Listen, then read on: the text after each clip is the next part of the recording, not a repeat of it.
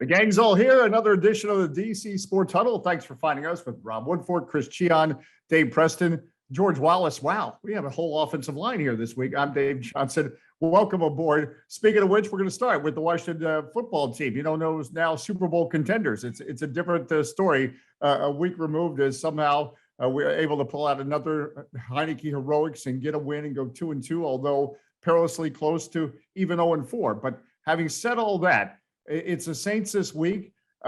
Perhaps another chance to get well for this Washington football team, because the Saints certainly are not the Saints of yesteryear. George Wallace, we'll start with you. You were out at the Washington football team headquarters watching practice. Your thoughts, your take on what's going on?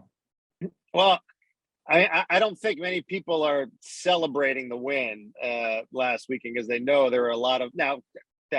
Granted, anytime you win in any league, you take it and you move on. You're relieved and you're 2-2. I get that, but this team's got a lot of work to do. Very easily could have gone the other way. It didn't, but now you finished the first quarter of the season. You're 2-2. You got a Saints team that's not the Drew Brees, Michael Thomas not playing. You know, it's a different Saints team that just came off though losing to the Giants. That worries me a little bit because you know they're going to be ready to play. And you know, okay, you could say, well, they're coming into your house. Well, let's be honest, your house is not really that intimidating anymore. Lowest attendance in the league right now. So a lot of things working against them right now, not to mention the injuries as well. So, you know, I think relieved to win last week, but I think that if you ask players to a man that they are not feeling that great about it because knowing how easily it could have gone the other way. And if they don't clean up some of these things, it will start to go the other way. Injury is a big concern, though, with John Bostic now gone for the year. Brandon Sheriff, who was not at practice earlier today, he's going to be out 2 to 3 weeks. Same with Logan Thomas, week to week. Wide receiver position, a little thin. Curtis Samuel, day off. Don't know the extent of that. We'll find out more what Ron Rivera has to say, but at the time of this taping, did not participate in practice. So, a lot of work to do still with this team. I know, Super Bowl contenders now at 2-2. I get that. And if the playoffs didn't start today, yes, they would be the 7th seed facing the Cowboys at number 2.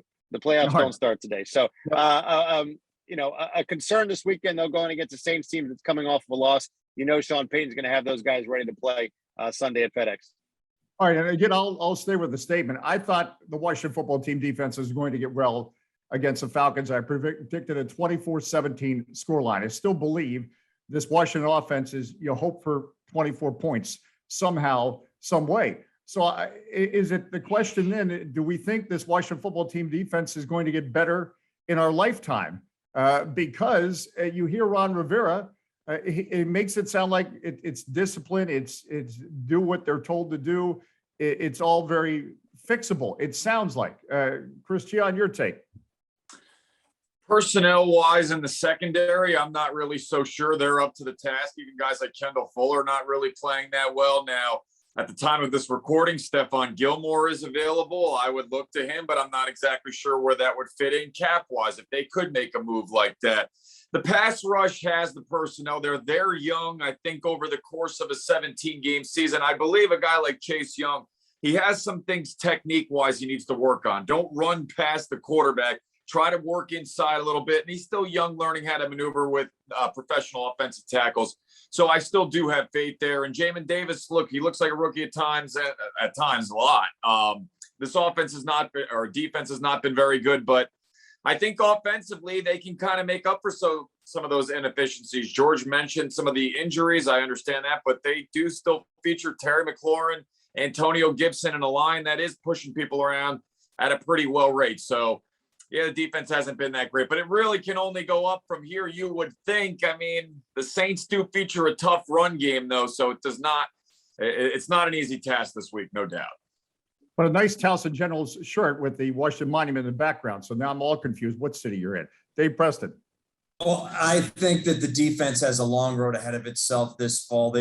Right now it's the classic case of the whole not being equal to the sum of its parts. They rank 30th in the NFL in points allowed, 29th in yards surrendered, 29th in passing yards given up, 27th in passing efficiency, 32nd in getting off the field on third down. Obviously, they're focusing too much on that run defense that ranks 17th.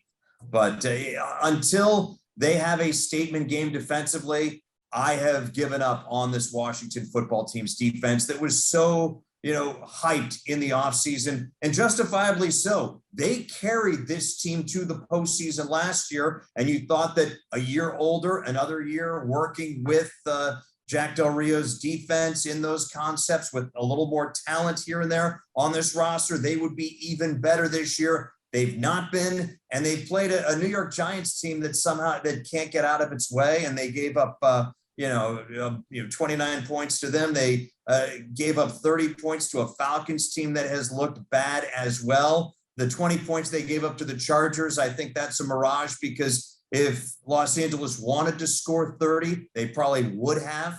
And you look at the Bills, who wanted to score 40 points plus, and they did. So until we see a really good effort, this defense is, back to the days of the waning days of Jay Gruden's defense that couldn't get out of its way and couldn't get in the opponent's way. So big test this Sunday. Saints, as I think we've mentioned, they're a very good run team, 7th in the NFL running the football. They're also very good at moving the chains, 6th, 44.7%. That is one thing that Washington does not do well on both sides of the ball. And until they do, we call them a contender, and technically they are in the playoffs at 2-2, but they're not a playoff team at this time.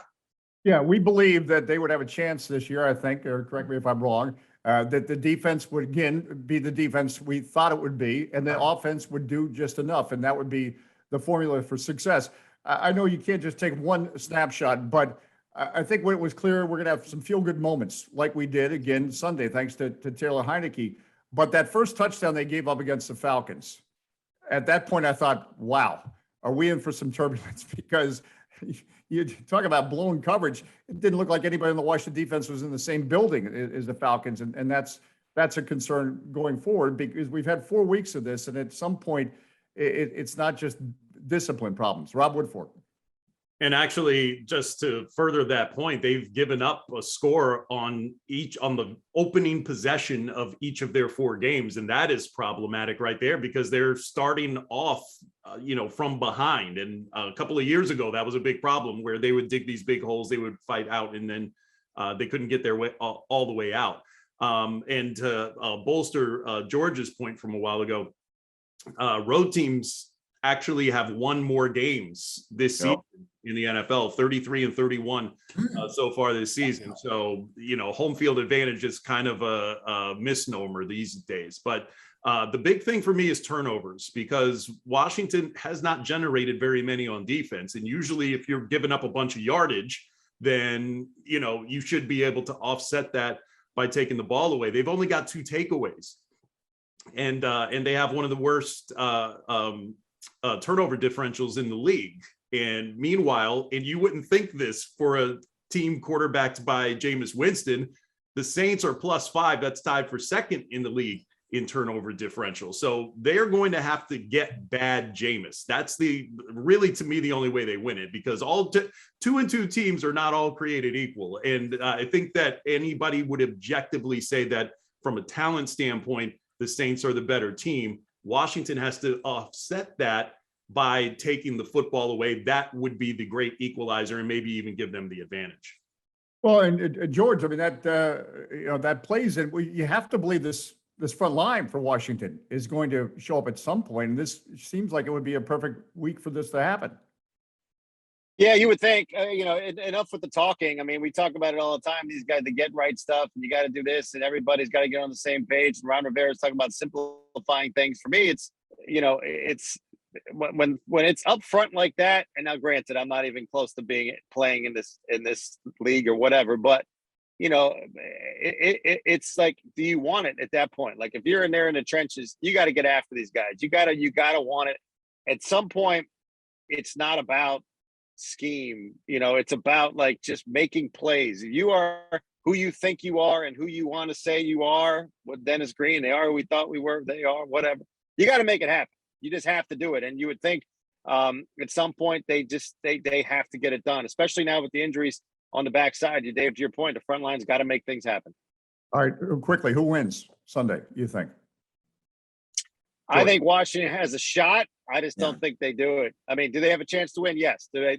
Because of the Saints team that is missing obviously Michael Thomas. It's not the Drew Brees. They're coming off a loss, but I just haven't seen anything yet from this Washington team that gives me belief that that they're going to beat Jameis Winston on Sunday. I don't think they get it done.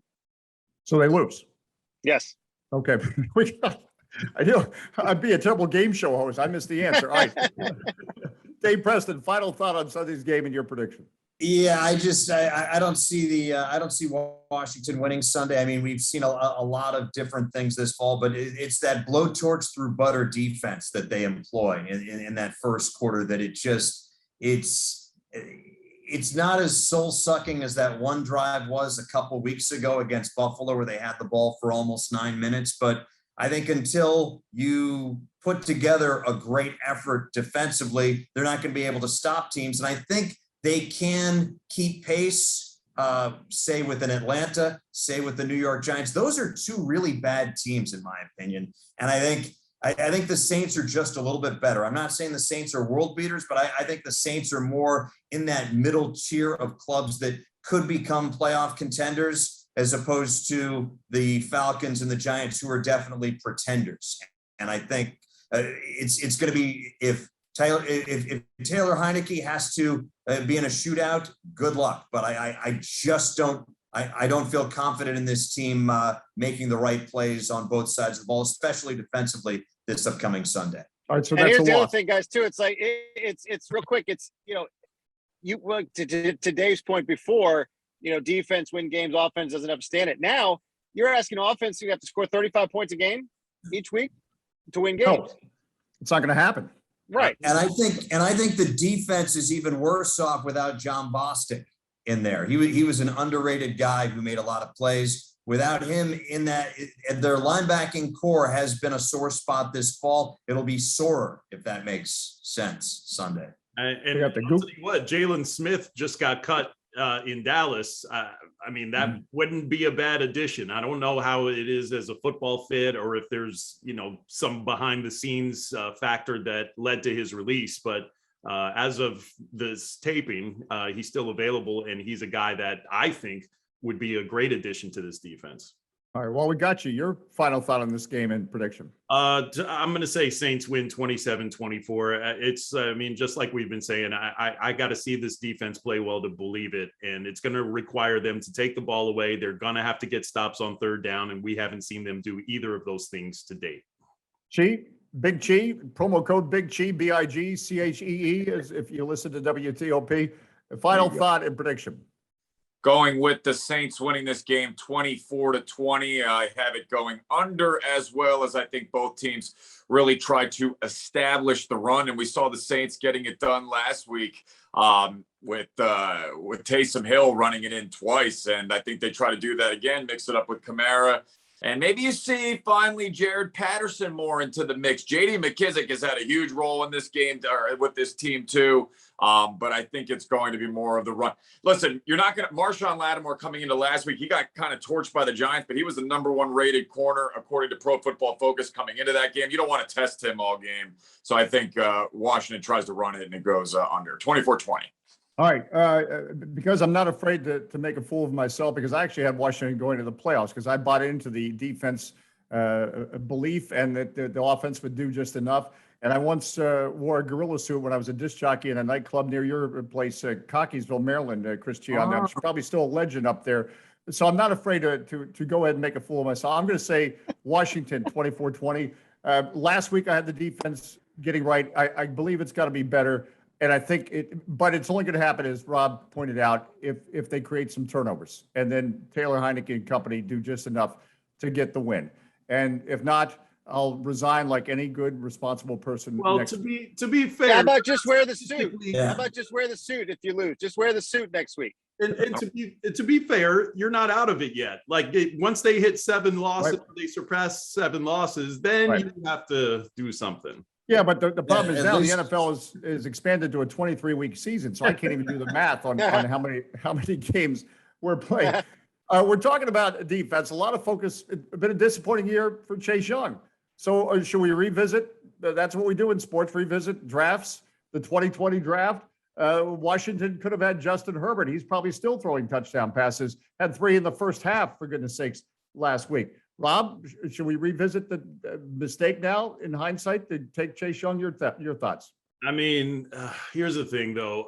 I think Chase Young has more value beyond what he does on the field. And it's not just the fact that he's a local guy and he's the face of the franchise for all intents and purposes. It seems like he's got a sort of a leadership role on that defense where he's considered sort of the heart and soul of that unit. Now, that doesn't sound so great at the moment because they're not performing well, but that is a guy that, could develop into a leader, not unlike a Ray Lewis, I guess, to some extent. So if I just think he has more value. If they found something he has more value to this particular franchise, is what I mean to say, right? As opposed to anywhere else, like with the Lions or wherever he would have fallen to had Washington not taken him. So I love Justin Herbert. I think that this kid is special, but if Washington is able to get their franchise, let's put it this way. Once we get to the end of their rookie contracts, we're going to know the answer to this question. If Chase Young is still not performing at the level that we expect him to, and Herbert has MVPs to his credit, then that's a big miss by Washington. But if they're both dominated or at least performing in comparable fashion at their respective positions, then I think Washington did the right thing. And again, Herbert was what? He was the 3rd quarterback taken, I think, right? Yeah, I mean, Tua would have gone before him too. If you're redoing it right now, and it's you weren't going to pick Chase or Herbert. I mean, that's just the funny thing about us. Yeah, okay, if you're seeing it play out, if it's Herbert a franchise quarterback, sure, you'd love to have him. But at the draft at the time, it was Chase Young. Herbert was the 3rd quarterback. It wasn't going to. I think if Washington was going to do it, like take a quarterback, it was going to be Tua, right? At that point, I mean, as far as the way that the draft had played out, or the quote unquote experts. So for me, I'm like Rob. At this point, everybody was taking Chase. That was a no brainer at that point. And as of to this point, it hasn't worked out. No, but at the same time, you can go back and do this for every draft in every sport, right? So. Oh yeah, no, believe me, I know that. Dave Preston, right. I feel that Chase Young has a chance to be a top 5 defensive player in the league. I think that Justin Herbert is safely a top 10 quarterback. His ceiling is there. So I have no problems with how things shook out last year, because part of me, after seeing this team for 20 plus years, who's to say that if they trade down and bring in Justin Herbert, that he doesn't get the correct coaching and things don't work for him here? Because so many quarterbacks are privy to the franchise that takes them. You look at what has happened with the New York Jets. They draft a guy, things don't work out. They draft a new guy, things don't work out. It's a vicious cycle. Even here in Washington, we've had guys from Patrick Ramsey to Robert Griffin III, who did not work out long-term, to Dwayne Haskins just a couple years ago. So even though there's the new culture in place with Ron Rivera, who's to say that if the Burgundy and Gold had taken Justin Herbert last year, that he wouldn't be an absolute mess because of things not under his control? So I'm happy with the course that they took. I think that you can still find a franchise quarterback next year in the draft. And I think, but it is important for Washington to find that franchise quarterback instead of just going year to year with Band-Aid after Band-Aid on a gash. Also, I think it bears. I also think it bears pointing out that Chase Young got out to a slow start last season too, and we were asking kind of a similar question at this point of last season, and then he came on toward the end of the year. So maybe he's just one of those guys that starts season slow and then goes to a burn toward the end of the season. But we don't think franchise quarterback Taylor Heinicke is the next Tom Brady. That's given. That's off the table. No, I think more along that, and I've used this before, but I think he best case scenario maybe a Kurt Warner situation. Yeah, he reminds me at times of Doug Flutie. He's just a plain winner and can pull things out, but long term we know that doesn't work. But it's going to be a fun ride with him, because one thing we know, to Ron Rivera's statement, it's never over when you have Taylor Heinicke out there, and that could be both good and bad. Chi, your thoughts? You revisit the draft. Is it a pointless question? Your thoughts? No, I think it stirs good debate here. Let's not forget, though, that we were all kind of, I don't know if we were necessarily feeling Dwayne Haskins, but he was the bona fide, probably unquestioned starter going into 2020. Okay, you draft Justin Herbert. What do we reset the position once again? So I think they were in a spot where Chase Young was the consensus number 2 player in the draft, and they took him. Now, you look in hindsight, there's some offensive tackles that they could have taken. Jedrick Willis, who's playing for Cleveland right now. Then you've got Mekhi Becton. He's hurt for the Jets, but he was dominant when he was playing. Tristan Wirfs for the Buccaneers. Those were all drafted in like the 9 to 12 slot. Okay, would the town have been upset if they were taking an offensive tackle at number 2 position? Probably. So Justin Herbert's been great, but guys like Joel Klatt, who I respect tremendously in terms of their analysis, said Justin Herbert, they wouldn't touch him whatsoever in the first round. He had his question mark coming out of Oregon a little bit. So, yeah, I mean, sometimes these guys, the situation plays out. Herbert's behind a great I'll call him great. Yeah, they contained that Raiders D-line on Monday night. Herbert's in a fortunate position right now, and he's looking great. I mean, he's athletically, he's skilled, but he's also in a good spot. Yeah, well, hindsight's 2020. Look, I should have had the guts to ask a girl in the 9th grade dance, and I didn't, and I'm still positive about that. So as the old ball coach said, hindsight's 50-50. That's right. God, I miss him. Gentlemen, hate to break in. I've got to tag up and head to home to do the 115 Sportscast. Real quick, you're a contender. Or go ahead, real quick. Okay, just something I wanted to touch base on, talking about tagging up and heading for home. Isn't it awesome that we see more than a few former Washington Nationals in the playoffs this week? Kyle Schwarber with a big home run for the Boston Red Sox. Max Scherzer starting for the Los Angeles Dodgers. John Lester not starting for the Cardinals because that would be too much fun for us. It's a bummer the way the season ended, but it wasn't the October of 2019 beyond awesome, and we can still have those memories, even though just about everybody's moved on, and I will move on, gentlemen. I think you would say wicked awesome. All right. Yes, indeed. We have baseball. All the Nationals are in the postseason just now with the Nationals. Trey Turner, too. Let's not forget Trey Turner. We had Trey Turner. We had Bryce Harper. We had a dynasty. Well, anyway, that's another show. Yeah. That's another show. All right. Where are we? Pretender or contender? Rob Woodfork's great column, NFL recap on Mondays. He stirred this up. Do you have a team you want to highlight as a contender, a pretender that's already out punched its weight? I'll call the Cleveland Browns still a contender. Baker Mayfield has played almost, I mean, he had like the worst grade out of any quarterback starting this past week, but I mentioned drafting an offensive tackle in the first round. Wills, he's banged up a little bit ankle injury wise right now, but they're an offensive line that can push you, and this defense is bend but no break for the Browns. So I really like their prospects. A pretender, I'll go with the Arizona Cardinals. I mean, I love what they're doing, but Cliff Kingsbury, I would say, is somebody who I think makes in-game bad decisions, and that could cost them. Plus Kyler Murray, phenomenal player.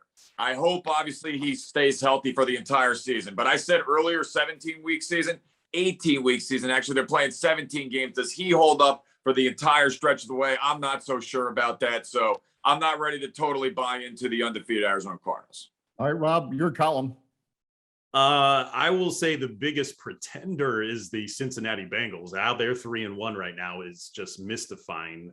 They and the Denver Broncos have had the softest start to schedule-wise. They've had a really soft schedule, and that's why they are 3-1. The contender, it's hard to bet against the Baltimore Ravens right now. I mean, they have been really playing well these last 3 weeks, even though they have the litany of injuries, and they're starting to get some of these guys back. So I think Baltimore is one to watch, especially with Pittsburgh sort of fading out of the picture. It's really a 2-horse race between the Cleveland Browns and the team that used to be the Cleveland Browns. Now, in the Baltimore Ravens, I'll go with you on that one because, and just John Harbaugh is just, to me, a heck of a coach, and they've got a heck of a program up there, to use the college vernacular. And I think that they've won in some difficult, spots. You go on the road, you get the victories they've been able to claim, how they pulled it out.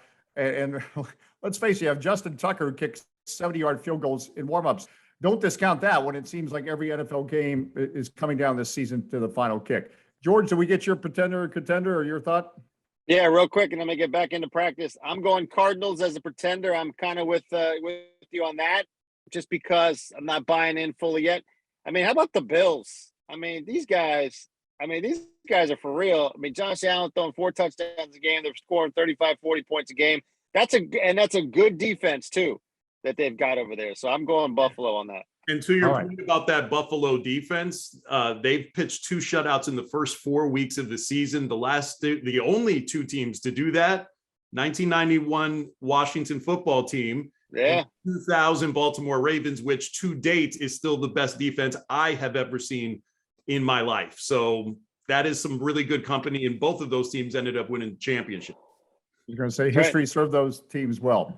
Speaking of history, we're history for this week on the DC Sports Huddle. For the Towson General, Chris Cichon, he's always been a general to us, or maybe even an admiral. George Wallace, Dave Preston, who's got to work for a living. Rob Woodfork, I'm Dave Johnson. Thanks for spending part of your day with us.